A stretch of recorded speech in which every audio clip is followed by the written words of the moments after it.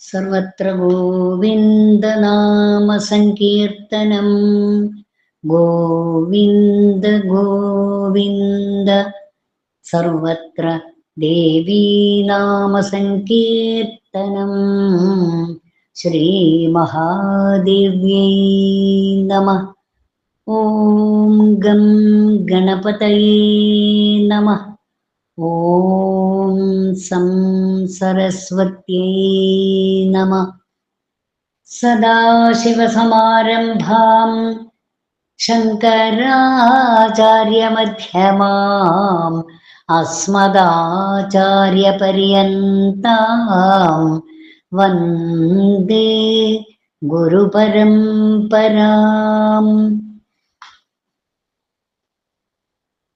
ഓം ശ്രീ ഗുരുഭ്യോ നമഃ. മൂകം കരോതി വാചാലം പംഗം ലംഘയത്തെ ഗിരിം യത്കൃപാതമഹം വന്ദേ പരമാനന്ദമാധവം. പീതാംബരം കരവിരാജിത ശംഖചക്രകൗമോദഗീ സരസിജം കരുണാസമുദ്രം രാധാസഹായം അതിസുന്ദരമന്ദഹാസം വാതാലയേശമനിശം ഹൃദി ഭാവയാമി. ഗോവിന്ദ ഗോവിന്ദ ഹരേ മുരാരേ ഗോവിന്ദ ഗോവിന്ദ മുകുന്ദ കൃഷ്ണ ഗോവിന്ദ ഗോവിന്ദ രഥാംഗപാണേ ഗോവിന്ദ ഗോവിന്ദ നമോ നമസ്തേ. ഓം ശ്രീ ഗുരുഭ്യോ നമഃ. നമസ്തേ നമസ്തേ പ്രിയ ഹരേ കൃഷ്ണ കുടുംബത്തിലെ സജ്ജനങ്ങളെ, സുകൃതികളെ, എല്ലാവർക്കും നല്ലൊരു ശുഭദിനം നേരുന്നു. പണ്ഡിതാഗ്രേസരനും ദേവിയുടെ ഇഷ്ടഭക്തനുമായ ശ്രീ പാലേലി നാരായണ നമ്പൂതിരിയാൽ വിരചിതമായ ദേവീ നാരായണീയം എന്ന ഈ കൃതി ഒരു ദേവീ സ്തുതിയാണ്. ശ്രീ വേദവ്യാസനാൽ രചിക്കപ്പെട്ടിട്ടുള്ള ശ്രീമദ് ദേവി മഹാഭാഗവതത്തിന്റെ സംഗ്രഹമായി ശ്രീ പാലേലി നാരായണൻ നമ്പൂതിരി രചിച്ചിട്ടുള്ള ദേവീ നാരായണീയം എന്ന ഈ കൃതി അദ്ദേഹത്തിന്റെ സ്വയം നിവേദ്യമാണ്. 41 ദശകങ്ങളിലായി രചിച്ചിട്ടുള്ള ദേവീ നാരായണീയത്തിൽ 1 മുതൽ 16 വരെയുള്ള ദശകങ്ങൾ നാം അനുസ്മരിച്ചു കഴിഞ്ഞു.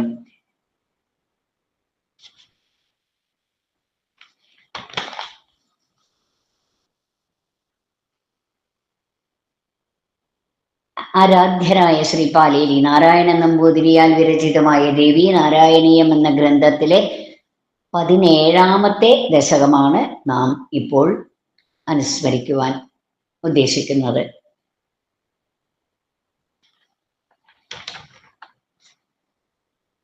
ഒന്ന് മുതൽ 16 വരെയുള്ള ദശകങ്ങളിൽ നാം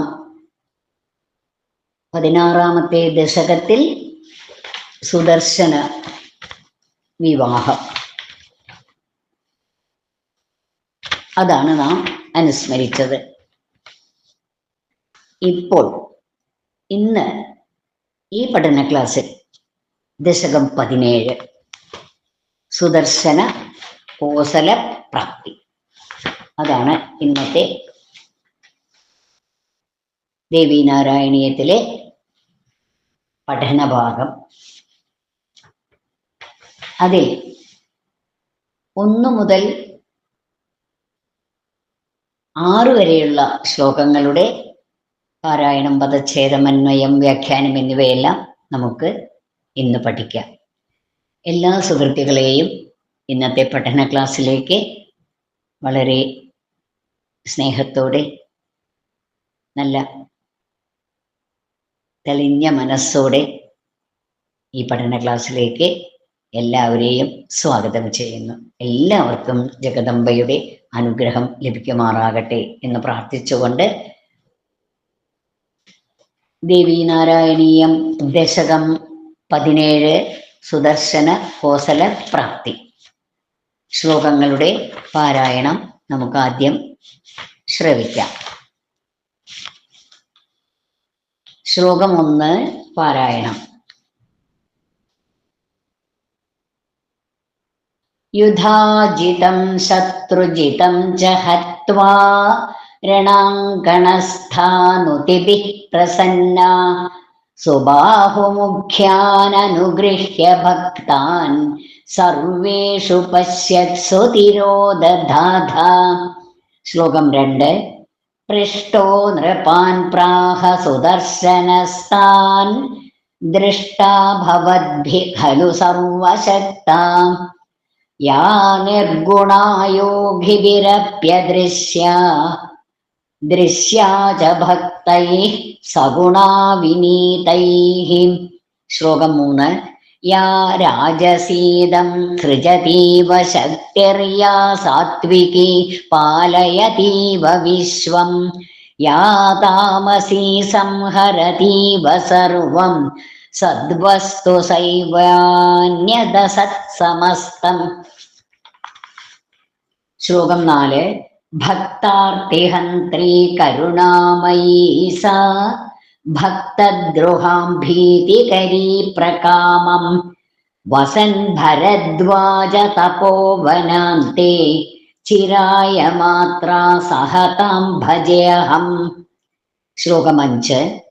താം ഏവ ഭക്ത്യാ ഭജദേഹ ഭുക്തിമുക്തിപ്രദാമസ്തു ശുഭം സദാവഹ ശ്രുത്വേദമാനമ്രമുഖാസ്തദേതി സമ്മന്ത്ര്യ ഭൂപാശ്ച തതോ നിവൃത്താഃ. ശ്ലോകം 6. സുദർശനോ മാതൃവധൂ സമേതഃ സുബാഹുമാ പൃച്ഛരഥാധിരൂഢഃ പുരീമയോധ്യാം പ്രവിശൻ പുരേവ സീതാപതി സ്തോഷയതി സ്മ സർവാൻ. സർവത്ര ഗോവിന്ദനാമ സങ്കീർത്തനം. ഗോവിന്ദ ഗോവിന്ദ. സർവത്ര ദേവീനാമ സങ്കീർത്തനം.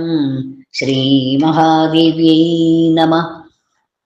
ശ്ലോകം 1 പദച്ഛേദം, അന്വയാർത്ഥം, വ്യാഖ്യാനം നോക്കാം. ആദ്യം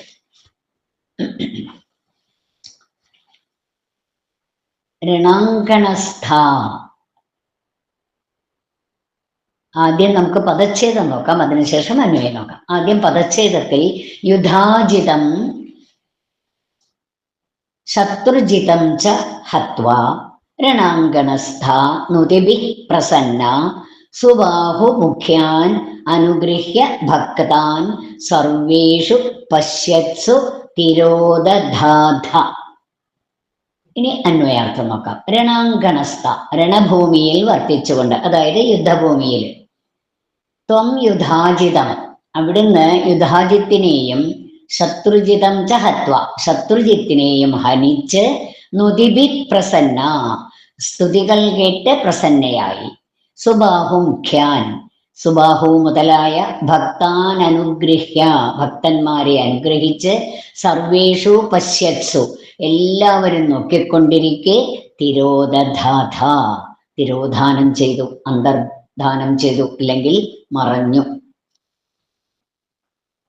ഈ ഒന്നാമത്തെ ശ്ലോകത്തിന്റെ വ്യാഖ്യാനത്തിലേക്ക് പ്രവേശിക്കാം. ഈ ദേവീനാരായണീയം 17ാമത്തെ ദശകത്തിലേക്കാണ് നാം എത്തിയിരിക്കുന്നത്. അതില് യുധാജിത്തിനെയും ശത്രുജിത്തിനെയും നിഗ്രഹിച്ച ഭഗവതിയുടെ, അല്ലെങ്കിൽ ആ ജഗദംബയുടെ, ദേവിയുടെ അനുഗ്രഹ കഥ, അതാണ് നാം ആദ്യത്തെ ശ്ലോകത്തിൽ ശ്രവിക്കുന്നത്. രണാങ്കണസ്ഥ, രണഭൂമിയിൽ നിന്നുകൊണ്ട്, അല്ലെങ്കിൽ രണഭൂമിയിൽ വർത്തിച്ചുകൊണ്ട്, യുധാജിതം ശത്രുജിതം ച ഹത്വ, യുധാജിത്തിനെയും ശത്രുജിത്തിനെയും അവിടുന്ന്, അല്ലെങ്കിൽ ആ ദേവി നിഗ്രഹിച്ചു, ഹനിച്ചു. യുധാജിത്തിന്റെ മകളായ ലീലാവതിയുടെ പുത്രനാണ് ശത്രുജിത്ത്. നുതിഭി പ്രസന്ന. ദേവി അവരെയൊക്കെ നിഗ്രഹിച്ചു. അത് കഴിഞ്ഞ് ആ ദേവിയെ സ്തുതിച്ചു. ആര്? സുബാഹു മുതലായവര് അല്ലേ? ആ സ്തുതികളൊക്കെ കേട്ട് അല്ലെങ്കിൽ ആ സ്തുതികളെല്ലാം ശ്രവിച്ച ദേവി പ്രസന്നയായി, സന്തോഷത്തോടെ പ്രസന്നയായി. സുബാഹു മുതലായ ഭക്താനനുഗ്രഹ്യ, ഭക്തന്മാരെ അനുഗ്രഹിച്ച് സർവേഷു പശ്യത്സു, എല്ലാവരെയും നോക്കിക്കൊണ്ടിരിക്കെ തിരോദധാഥ, ദേവി അവിടെ നിന്ന് അന്തർധാനം ചെയ്തു. അന്തർധാനം ചെയ്യുക വെച്ചാൽ അവിടെ നിന്നും മറഞ്ഞു പോവുക. സുദർശനനെ വധിക്കും, എന്നിട്ട് ഞാൻ ആ ശശികലയെ ഇവിടെ നിന്ന് പിടിച്ചു കൊണ്ടുപോകും. എന്നിട്ട് തൻ്റെ മകളുടെ, അതായത് ലീലാവതി മകള്, ആ തൻ്റെ മകളുടെ മകന് ശത്രുജിത്തിന് വിവാഹം ചെയ്തു കൊടുക്കും എന്നെല്ലാമുള്ള ആ ചിന്തകളോടെയുള്ള യുധാജിത്ത് ആ യുദ്ധത്തിൽ കൊല്ലപ്പെട്ടു. സുദർശനനെ കൊല്ലുമെന്ന് ഉറക്കെ ഗർജിച്ചതാണ് യുധാജിത്ത് അല്ലെ? അതിന് കാരണം എന്താ? അതിന് കാരണം ദേവിയാണ്, ദേവിയുടെ അനുഗ്രഹം. ദേവി അവിടെ പ്രത്യക്ഷപ്പെട്ടു. ശത്രുജിത്തിനെ കൊണ്ട് ശശികലയെ വിവാഹം ചെയ്യിപ്പിക്കുക, ഇതായിരുന്നു യുധാജിത്തിന്റെ പരിപാടി, അല്ലെങ്കിൽ അതായിരുന്നു യുധാജിത്തിന്റെ പദ്ധതി. ദേവിയുള്ള വൈമുഖ്യവും സജ്ജന വിരോധവും അതാണ് അവരുടെ നാശത്തിന് കാരണമായത്. ആ യുധാജിത്തിന്റെയും ശത്രുജിത്തിന്റെയും നാശത്തിന് കാരണമായത് ദേവിയിലുള്ള വൈമുഖ്യവും സജ്ജന വിരോധവും. സജ്ജനങ്ങളെ വേണ്ടതുപോലെ ആദരിക്കുക, അമ്മയുടെ അല്ലെങ്കിൽ ആ ദേവിയുടെ പ്രസാദത്തിനായി പ്രാർത്ഥിക്കുക, അമ്മയോട് ആരാധനയും, ഇതെല്ലാം വന്നു കഴിഞ്ഞാൽ അവിടെ എന്താ ഉണ്ടാവുക? അവിടെ വിജയം ഉണ്ടാവും, ഉറപ്പാണ്. ഏതായാലും ആ രണ്ടുപേരെയും ദേവി നിഗ്രഹിച്ചു. സുബാഹു മുതലായവർ ആ ജഗദംബയെ അതിഗംഭീരമായിട്ട് സ്തുതിക്കുകയും ചെയ്തു. ആ സ്തുതിയെല്ലാം കേട്ട ദേവി എല്ലാ ഭക്തന്മാരെയും അനുഗ്രഹിച്ച് അവിടെ നിന്ന് തിരോധാനം ചെയ്തു, അവിടെ നിന്ന് അപ്രത്യക്ഷയായി അല്ലെങ്കിൽ മറഞ്ഞു എന്നാണ് ഒന്നാമത്തെ ശ്ലോകത്തിൽ വ്യാഖ്യാനിച്ചിരിക്കുന്നത്. ഇനി രണ്ടാമത്തെ ശ്ലോകത്തിന്റെ പദച്ഛേദം നമുക്ക് നോക്കാം. പൃഷ്ടഃ നൃപാൻ പ്രാഹ സുദർശനഃ താൻ ദൃഷ്ടാ ഭവദ്ഭിഃ ഖലു സർവശക്ത യാ നിർഗുണ യോഗിഭിഃ അപി അദൃശ്യ ദൃശ്യാ ച ഭക്തൈഃ സഗുണാ വിനീതൈഃ. അന്വയം. പൃഷ്ടഃ സുദർശനഃ, ചോദ്യം വന്നപ്പോൾ സുദർശനൻ താൻ നൃപാൻ പ്രാഹ, ആ രാജാക്കന്മാരോട് പറഞ്ഞു, ഭവദ്ഭിഃ ദൃഷ്ട, നിങ്ങൾ നേടിക്കണ്ട ആ ദേവി സർവശക്താഖലു, സർവശക്തി സ്വരൂപിണി തന്നെയാണ്.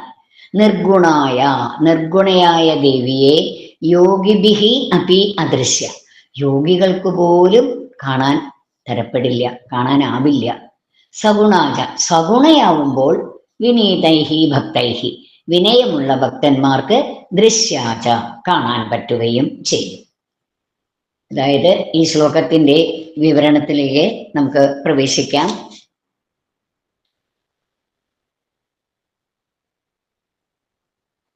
ഈ യുധാജിത്തിനോടും സുദർശനനോടും അകൽച്ചയോ അല്ലെങ്കിൽ അടുപ്പമോ ഇല്ലാത്തവരായിരുന്നു അവിടെ സന്നിഹിതരായ മിക്ക രാജാക്കന്മാരും. അവർ ഒന്നിലും പങ്കെടുത്തില്ല, എല്ലാറ്റിനും സാക്ഷികളായിട്ട് നിന്നത് മാത്രമേ ഉള്ളൂ. ദേവിയാണെങ്കിൽ അവിടുന്ന് മറഞ്ഞു പോവുകയും ചെയ്തു. അപ്പോ ദേവി അവിടുന്ന് അപ്രത്യക്ഷയായി കഴിഞ്ഞപ്പോൾ അവിടെയുള്ള രാജാക്കന്മാർ സുദർശനനോട് ചോദിക്കുകയാണ്. പൃഷ്ടഃ സുദർശനഃ, ആ രാജാക്കന്മാരുടെ ചോദ്യം വന്നപ്പോൾ സുദർശനൻ താൻ നൃപാൻ പ്രാഹ, അവിടെയുള്ള രാജാക്കന്മാരോട് പറഞ്ഞു. എന്താ പറഞ്ഞത്? ദൃഷ്ടാ ഭവദ്ഭിഃ ഖലു സർവശക്തയ, ദൃഷ്ടാ ഭവദ്ഭിഃ ഖലു സർവശക്ത നിർഗുണ, യാ നിർഗുണ യോഗിഭിരപ്യദൃശ്യ ദൃശ്യാച ഭക്തൈഃ സഗുണാ വിനീതൈഃ. ദൃഷ്ടാ ഭവദ്ഭിഃ, നിങ്ങൾ കണ്ടില്ലേ ആ ദേവിയെ? സർവശക്തി സ്വരൂപിണിയാണ് ആ ദേവി. അതേപോലെ തന്നെ ആ ദേവി നിർഗുണയുമാണ്. ആ നിർഗുണയായ ദേവിയെ യോഗികൾക്ക് കാണാൻ പോലും കഴിഞ്ഞിട്ടില്ല. അവിടെ ആ രാജാക്കന്മാരോട് ചോദിച്ചു. രാജാക്കന്മാർ, അവിടെയുള്ള രാജാക്കന്മാരെല്ലാറ്റിനും സാക്ഷികളായിട്ട് നിന്നവരാണ്. അപ്പോൾ ആ ദേവി മറഞ്ഞ സമയത്ത് സുദർശനോട് ആ രാജാക്കന്മാർ ചോദിച്ചു, ഈ ദേവി ആരാണ്? സുദർശനൻ ദേവിയുടെ മാഹാത്മ്യത്തെ അല്ലെങ്കിൽ ദേവിയുടെ മഹത്വത്തെ അവരെ പറഞ്ഞു കൽപ്പിച്ചു.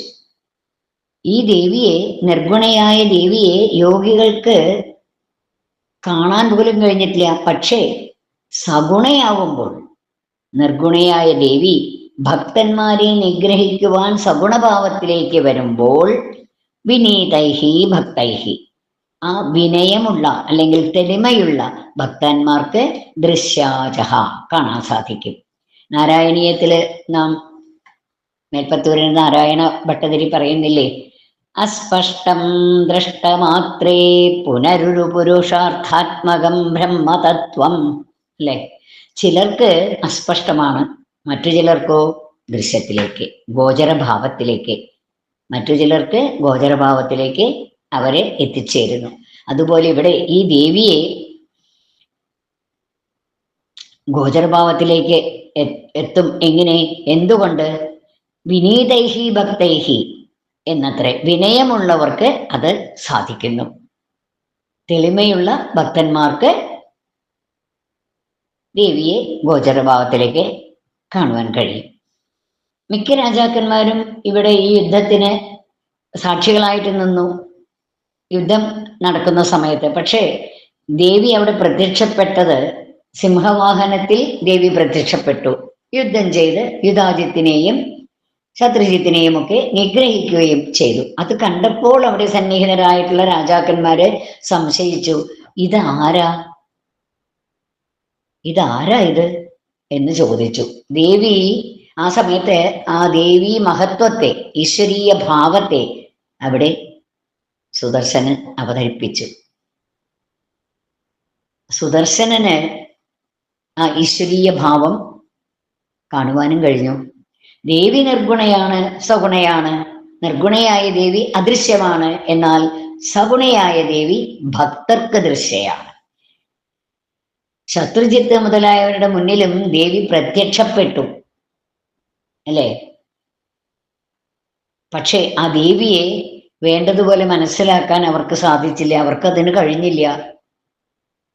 ഇതാണ്, ഓരോരുത്തരിൽ ഈശ്വരീയാനുഗ്രഹമൊക്കെ ഉണ്ടാവും, എല്ലാവരിലും ഈശ്വരീയാനുഗ്രഹം ഉണ്ടാകും. പക്ഷേ ആ സമയത്തിൽ അതിനോട് പൊരുത്തപ്പെടാനും അല്ലെങ്കിൽ അതിനെ മനസ്സിലാക്കാനും ചിലർക്ക് സാധിക്കുന്നില്ല. അവർക്ക് അത് നാശത്തിന് കാരണമാകും. അതുപോലെയാണ് ഇവിടെ സംഭവിച്ചത്. സുദർശനന് അത് വിജയത്തിലേക്കുള്ള മാർഗവുമായി. ഇവിടെ ശത്രുജിത്തിനും യുധാജിത്തിനും ദേവിയെ മനസ്സിലാക്കാൻ കഴിഞ്ഞില്ല, അവർക്കത് മനസ്സിലാക്കാൻ പറ്റിയില്ല. അതുകൊണ്ട് എന്തായി? അവർക്കത് നാശത്തിന് കാരണമായി. എന്നാൽ സുദർശനനോ അത് വിജയത്തിലേക്കുള്ള മാർഗവുമായി. രണ്ടുപേർക്കും, അതായത് ഇവിടെ പ്രത്യേകം പറയുന്നത് എന്താന്ന് വെച്ചാൽ, ഭഗവാൻ ശ്രീകൃഷ്ണൻ ധർമ്മപുത്ര രാജാവിനും അതേപോലെ ദുര്യോധനനും പ്രാപ്യനായിരുന്നു, അല്ലേ? ആ കൃഷ്ണൻ എങ്ങനെയല്ലേ? പക്ഷേ ധർമ്മപുത്രർക്ക് മാത്രമേ കൃഷ്ണന്റെ കേമത്വം മനസ്സിലാക്കാൻ സാധിച്ചുള്ളൂ. അതുകൊണ്ട് കുരുക്ഷേത്ര യുദ്ധഭൂമിയിൽ ദുര്യോധനൻ തോറ്റു, വിജയൻ വിജയിച്ചു. അതാണ് ഇവിടെയും കാണുന്നത്. കാരണം ശത്രുജിത്തിനും ശത്രുജിത്തിനും ഭഗവതിയെ കാണാൻ കഴിഞ്ഞിട്ടില്ല. ഭഗവതി അവിടെ പ്രത്യക്ഷപ്പെട്ടു, പക്ഷെ ഇവർക്കത് മനസ്സിലാക്കാൻ കഴിഞ്ഞില്ല എന്നാണ് പറയുന്നത്. എന്നാൽ ദേവിയെ വേണ്ട പോലെ മനസ്സിലാക്കാൻ ആർക്ക് കഴിഞ്ഞു?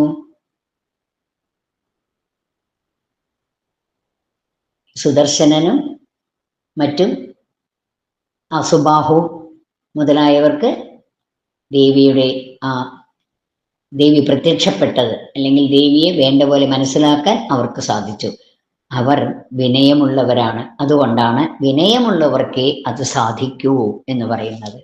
രണ്ടാമത്തെ ശ്ലോകത്തിലൂടെ പ്രകാരം വ്യാഖ്യാനിച്ചിരിക്കുന്നു. ഇനി ശ്ലോകം 3 പദച്ഛേദം നോക്കാം, അന്വയാർത്ഥവും നോക്കാം, അതിനുശേഷം വിവരണം. മൂന്നാമത്തെ ശ്ലോകത്തിന്റെ പദച്ഛേദം: യാ രാജസീ ഇദം സൃജതി ഇവ ശക്തി യാ സാത്വികീ പാലയതി ഇവ വിശ്വം യാ താമസീ സംഹരതി ഇവ സർവം സദ്വസ്തു സാ ഏവ അന്യത് അസത് സമസ്തം. അന്വയം നോക്കാം. യാ രാജസീ ശക്തി,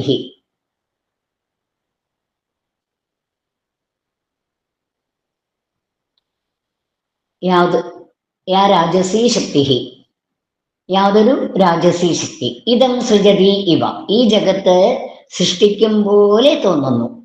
യാ സാത്വികീ ശക്തി, യാതൊരു സാത്വികീ ശക്തി. വിശ്വം പാലയതി ഇവ, എല്ലാറ്റിനെയും, ഈ വിശ്വത്തെ എല്ലാറ്റിനെയും പാലിക്കും പോലെ തോന്നുന്നു. യാ താമസീ ശക്തി, യാതൊരു താമസീ ശക്തി. സർവം സംഹരതി ഇവ, എല്ലാറ്റിനെയും സംഹരിക്കും പോലെയും തോന്നുന്നു. സദ്വസ്തു സാ ഏവ, സദ്വസ്തു സത്തായ വസ്തു ഏതാണ്? ആ ദേവി മാത്രം. അന്യത് സമസ്തം അസത്, അതിൽ നിന്ന് ഭിന്നമായതെല്ലാം അസത്ത് തന്നെ. ദേവിയിൽ നിന്ന് ഭിന്നമായതെല്ലാം അസത്ത് തന്നെ. ദേവി മാത്രം ആണ് സദ്വസ്തു, സത്തായ വസ്തു.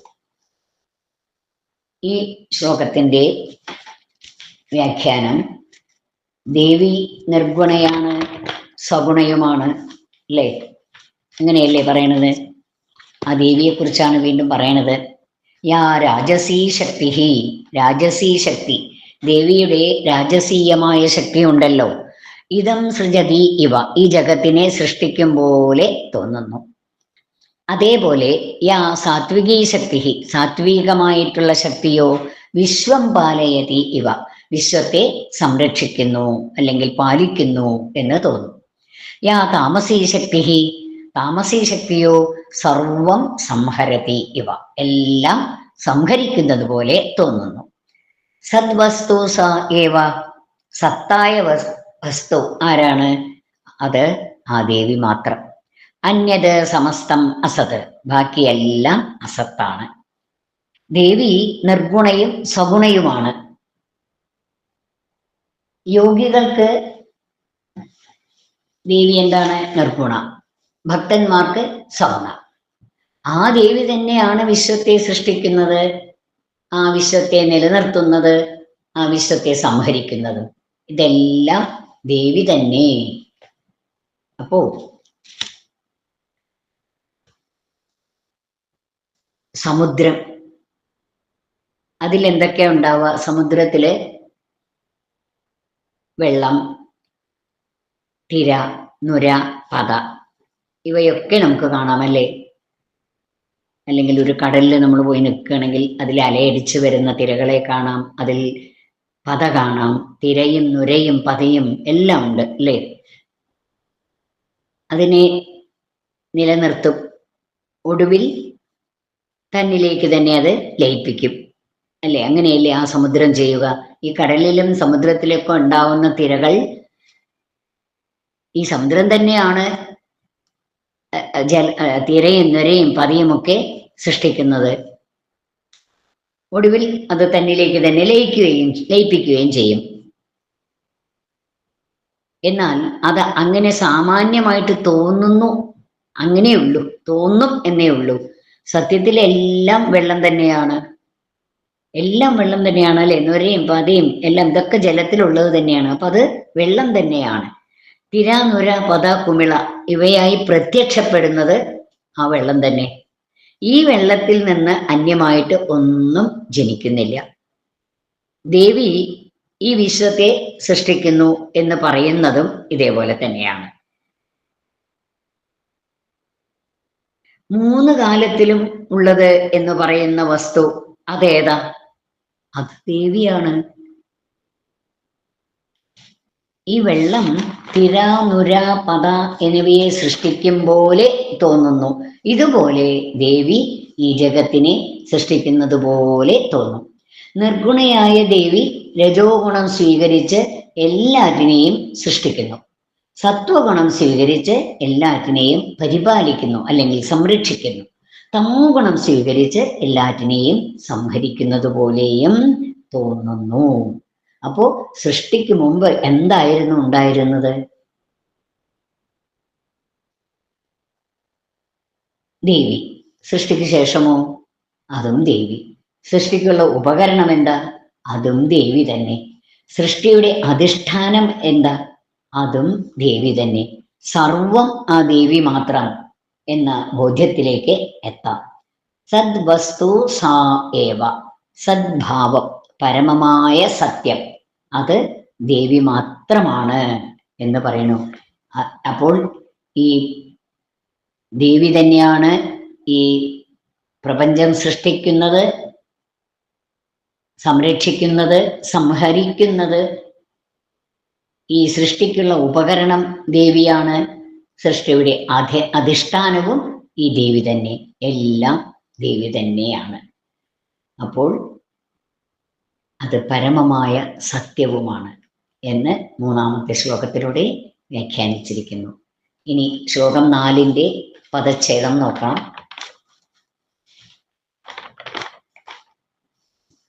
ഭക്താർത്തിഹന്ത്രി കരുണാമയീ സാ ഭക്തദ്രുഹാം ഭീതികരീ പ്രകാമം വസൻ ഭരദ്വാജ തപോവനാന്തേ ചിരായ മാത്ര സഹ താം ഭജേ അഹം. അന്വയം കരുണാമയീ സ. ദേവി എങ്ങനെയുള്ളവളാണ്? കരുണാമയിയാണ് ദേവി, കരുണയുള്ളവളാണ്.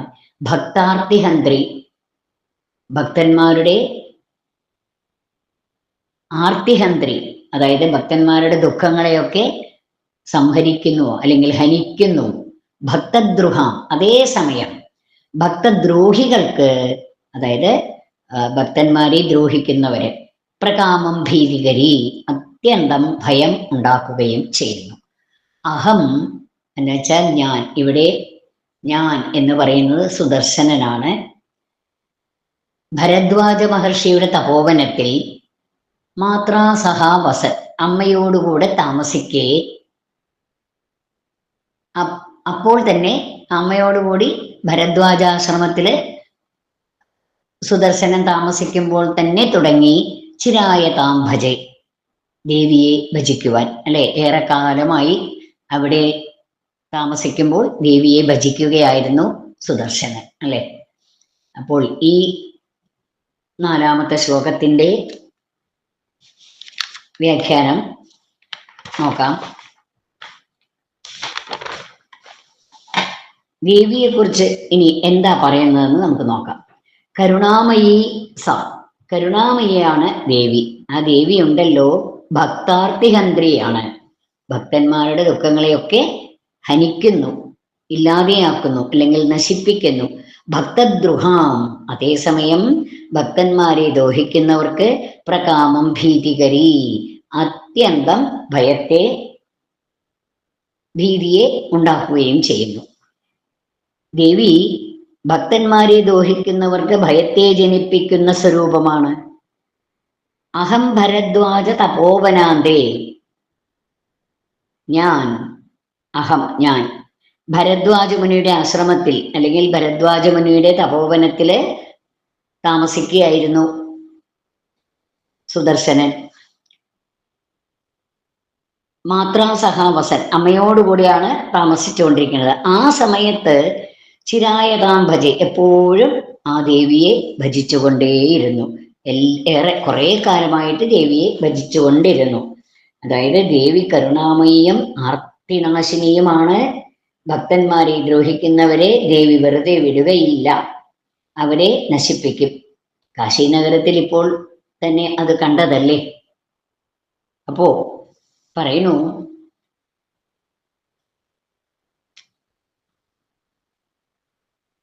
സുബാഹു സുദർശന പ്രഭൃതികൾ അനുഗ്രഹിക്കപ്പെട്ടു. സുബാഹുവും സുദർശനനും അങ്ങനെയുള്ള ആ പ്രതിഭകള് അല്ലെങ്കിൽ പ്രഭൃതികള് അനുഗ്രഹിക്കപ്പെട്ടു അവര്. യുധാജിത്തും ശത്രുജിത്ത് തുടങ്ങിയവർ നശിച്ചു. ഭക്തന്മാർക്ക് അനുഗ്രഹം അവരുടെ ദുഃഖത്തെ ഇല്ലാതെയാക്കുന്നു. ഭക്തന്മാർക്ക് അനുഗ്രഹം കൊടുക്കുകയാണ്. എങ്ങനെയാണ് ദേവി അനുഗ്രഹം കൊടുക്കുക? അവരുടെ ദുഃഖത്തെ ഇല്ലാതാക്കി അവർക്ക് അനുഗ്രഹം കൊടുക്കുന്നു. ഇനി ഭക്തന്മാരെ ദ്രോഹിക്കുന്നവര്, അവർക്കോ ദേവി അവരെ ഇല്ലാതെ തന്നെ ആക്കുന്നു. ഇവിടെ സുദർശനം പറയണു, ഞാൻ ബാല്യകാലം മുതൽക്ക് തന്നെ ക്ലീം ക്ലീം ക്ലീം ക്ലീം ക്ലീം ക്ലീം ദേവിയുടെ കാമരാജമന്ത്രം, ആ മന്ത്രം ജപിച്ചുകൊണ്ടേയിരുന്നു. ഇത് നമ്മൾ 15ാമത്തെ ദശകത്തിൽ അതിനെക്കുറിച്ച് വിസ്തരിച്ച് പറഞ്ഞിട്ടുണ്ട്. അപ്പോ സുദർശനൻ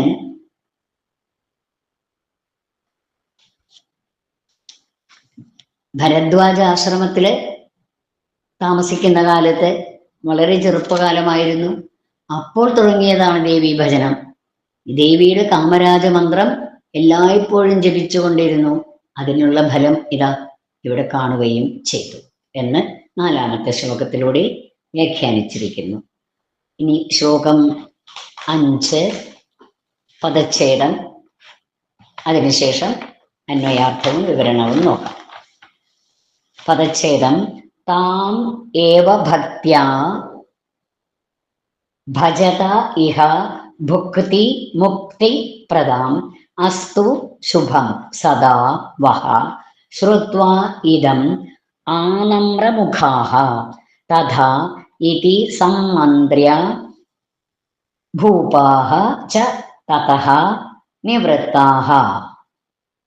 അന്വയം: ഭുക്തിമുക്തിപ്രദ, ഭുക്തിയും മുക്തിയും തരുന്ന, താം ഏവ ഭക്ത്യ, ആ ദേവിയെ തന്നെ ഭക്തിയോടെ, ഇഹ ഭജത, ഇപ്പോൾ അല്ലെങ്കിൽ ഇനി മുതൽ ഭജിക്കുവിൻ, വഹ സദാ ശുഭം അസ്തു, നിങ്ങൾക്ക് എപ്പോഴും എല്ലായ്പ്പോഴും നന്മ വരട്ടെ, മംഗളം വരട്ടെ.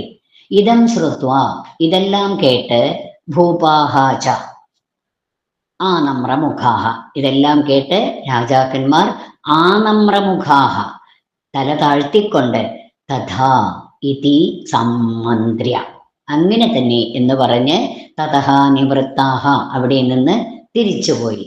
അപ്പോൾ ഈ 5ാമത്തെ ശ്ലോകത്തിൽ പറയുന്നു, രാജാക്കന്മാര് ചോദിച്ചു, ഈ ദേവി ആരാണ് ഈ ദേവി എന്ന് ചോദിച്ചു. ദേവിയുടെ മഹത്വമൊക്കെ പറഞ്ഞു കൊടുത്തു.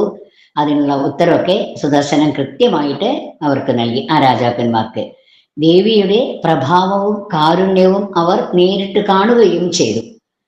എന്ന് മാത്രമല്ല, സുദർശനന്റെ വാക്കുകളിൽ നിന്ന് അവരത് കേട്ടറിയുകയും ചെയ്തു.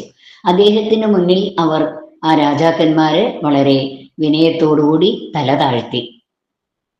എന്നിട്ട് പറഞ്ഞു, ഇനി മുതൽ ദേവിയെ ഭജിക്കാനുള്ള ആ ദൃഢനിശ്ചയത്തോടെ ആ രാജാക്കന്മാര് യാത്ര ചോദിച്ച് അവരെല്ലാവരും സ്വന്തം സ്വന്തം രാജ്യങ്ങളിലേക്ക് തിരിച്ചുപോയി.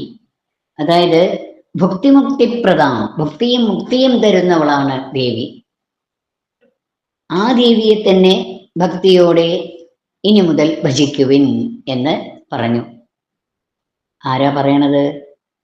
സുദർശനൻ അല്ലെങ്കിൽ സുബാഹു. സുബാഹു ആണല്ലോ ഇവിടെ ഭജിച്ചത്, ദേവിയെ ഭജിച്ചത്. അതുകൊണ്ടാണല്ലോ ദേവി പ്രത്യക്ഷപ്പെട്ടു വന്നത്. അപ്പോ കുട്ടിക്കാലത്ത് തന്നെ ഭജനം തുടങ്ങി, ദേവീ ഭജനം തുടങ്ങിയിട്ടുണ്ട് സുദർശനൻ. ഇവിടെ ഈ യുധാജിത്തിന്റെ സൈന്യങ്ങളുടെയൊക്കെ ആക്രമണം, അവര് യുദ്ധത്തിന് വന്നപ്പോൾ സുബാഹു ആണ് ഭഗവതിയുടെ മന്ത്രം ജപിച്ച ഭഗവതിയെ ഭജിച്ചത്. അപ്പോഴാണ് ഭഗവതി പ്രത്യക്ഷപ്പെട്ടത്. അതുകൊണ്ടാണ് പറയണത്, നിങ്ങളും ആ രാജാക്കന്മാരോട് പറയുന്നു, നിങ്ങളും ഇനി മുതൽ ആ ദേവിയെ തന്നെ ഭജിക്കുവിൻ, നിങ്ങൾക്ക് എല്ലായ്പ്പോഴും നന്മ വരട്ടെ, അല്ലെങ്കിൽ മംഗളം ഭവിക്കട്ടെ. അത് കേട്ടപ്പോ ശ്രുത്വാ ഇദം ആനമ്രമുഖാഃ, രാജാക്കന്മാരൊക്കെ തല താഴ്ത്തിക്കൊണ്ട് ബഹുമാനം പ്രദർശിപ്പിച്ചുകൊണ്ട്, തഥാ ഇതി സമ്മന്ത്ര്യ, അങ്ങനെ തന്നെ എന്ന് പറഞ്ഞ്, തതഃ നിവൃത്ത, അവിടെ നിന്ന് പോയി. രാജാക്കന്മാരുടെ ചോദ്യങ്ങളൊക്കെ ചോദിച്ചത് സുദർശനനോടാണ് രാജാക്കന്മാർ ചോദിച്ചത്. അപ്പോൾ അവർക്ക് ശരിയായ ഉത്തരം സുദർശനൻ ശരിയായ ഉത്തരം തന്നെയാണ് കൊടുത്തത്. ആ മൊഴികളൊക്കെ ദേവിയുടെ പ്രഭാവവും കാരുണ്യവും കനിവും കഴിവും എല്ലാം അവർ നേരിട്ട് കണ്ടു. അതെല്ലാം വേണ്ടതുപോലെ മനസ്സിലാക്കി കൊടുത്തു അവർക്ക് സുദർശനൻ. സുദർശനന്റെ മുഖത്തു നിന്ന് ആ ദേവിയുടെ മഹത്വം കേട്ടറിയുകയും ചെയ്തു. അപ്പോ അവരെല്ലാവരും സവിനയം തല താഴ്ത്തി പറഞ്ഞു, ഇനി ഞങ്ങൾ എല്ലാവരും ആ ജഗദംബയുടെ ചരണയുഗങ്ങളെ ഭക്തിയോടെ ഭജിക്കും എന്ന് ദൃഢനിശ്ചയത്തോടെ യാത്ര ചോദിച്ച് രാജാക്കന്മാരെല്ലാവരും അവരവരുടെ സ്വന്തം രാജ്യങ്ങളിലേക്ക് തിരിച്ചുപോയി എന്ന് പറയുന്നു. ഇനി ശ്ലോകം 6, ശ്ലോകം 6ന്റെ പദച്ഛേദം ആദ്യം നോക്കാം. സുദർശനഃ മാതൃവധൂ സമേതഃ സുബാഹും ആപൃച്ഛ്യ രഥാധിരൂഢഃ പുരീം അയോധ്യാം പ്രവിശൻ പുരാ ഇവ സീതാപതിഃ തോഷയതി സ്മ സർവാൻ. അന്വയം. സുദർശനഃ മാതൃവധൂ സമേതഃ, സുദർശനൻ അമ്മയോടും പത്നിയോടും കൂടെ സുബാഹും ആപൃച്ഛ്യ, സുബാഹുവിനോട് യാത്ര ചോദിച്ച് രഥാധിരൂഢ, തേരില് കയറി, അയോധ്യാം പുരിയും പ്രവിശൻ, അയോധ്യ നഗരത്തില് ചെന്ന് പുരാ സീതാപതിഹി ഇവ, പണ്ട് സീതാപതി എന്ന പോലെ, ശ്രീരാമചന്ദ്ര പ്രഭു അതാണ് സീതാപതി, ആ സീതാപതി എന്ന പോലെ സർവാൻ തോഷയതി സ്മ, എല്ലാവരെയും സന്തോഷിപ്പിച്ചു. ഇവിടെ പറയുന്നു, സുദർശനൻ സുബാഹുവിനോടൊക്കെ യാത്ര ചോദിച്ച് കോസല രാജ്യത്തേക്ക് പുറപ്പെടുകയാണ്. കൂടെ ആരാ ഉള്ളത്? തൻ്റെ വധുവായ ശശികലയും അമ്മയായ മനോരമയും.